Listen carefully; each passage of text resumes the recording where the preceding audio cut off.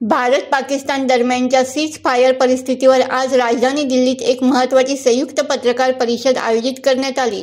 यात भारतीय लष्कराचे DGMO lieutenant general Rajiv Ghai, हवाई दलाचे एअर मार्शल ए.के. भारती आणि नौदलाचे व्हाईस ॲडमिरल ए.एन. प्रसाद यांनी उपस्थित पत्रकारांना पाकिस्तान विरोधात करण्यात आलेल्या कारवाईची माहिती दिली। विशेष म्हणजे या परिषदेत बोलताना लेफ्टनंट जनरल राजीव घई यांनी विराट कोहलीच्या नुकत्याच झालेल्या टेस्ट क्रिकेटमधून निवृत्तीचा संदर्भ घेत पाकिस्तानला एक प्रतिकात्मक पण जोरदार इशारा दिला। पत्रकारांशी बोलताना घई म्हणाले, विराट कोहलीच्या निवृत्तीची बातमी मीही वाचली। तो माझ्यासारख्या लाखो भारतीयांचा आवडता खेळाडू आहे।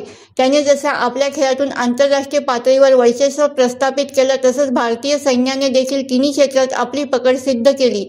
घई यांनी उदाहरण देताना 70च्या दशकातील ॲशेस मालिकेचा उल्लेख केला, तेव्हा ऑस्ट्रेलियाचे दोन दिग्गज फास्ट बॉलर डेनिस लिली आणि जेफ थॉम्सन यांची जोडी इंग्लंडच्या फलंदाजांसाठी भयानक स्वप्न ठरली होती। त्यावेळी म्हण प्रचलित होती, from ashes to ashes, from dust to dust, if Thomson don't get ya Lillee must. ही संकल्पना भारतीय सैन्य दलाच्या तिन्ही अंगामध्ये आहे, असं त्यांनी स्पष्ट केलं। पाकिस्तान किती तयारी करून आला तरी आमचं सुरक्षा जाळं इतकं भक्कम आहे की त्यांचा हल्ला कोणत्याही स्तरावर निष्फळ ठरेल। आमची एअर डिफेन्स, लॉजिस्टिक बेस आणि फ्रंटलाईन युनिट्स पूर्ण सज्ज आहेत, असं त्यांनी ठामपणे सांगितलं।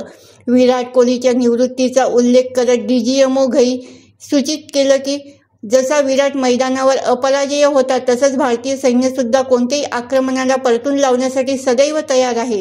हे वक्तव्य केवळ पाकिस्तानसाठी इशारा नव्हे, तर देशातील जनतेसाठीही आश्वासक ठरलं। भारतीय लष्कराचे हे वक्तव्य केवळ सामाजिक दृष्टिकोनातून नव्हे, तर मानसिक दृष्टिकोनातून देखील पाकिस्तानवर प्रभाव टाकणार आहे। विराट कोहलीसारख्या दिग्गज खेळाडूचा संदर्भ देऊन सैन्य दलाने आपली रणनीती जनतेपर्यंत सहज पोहोचवली।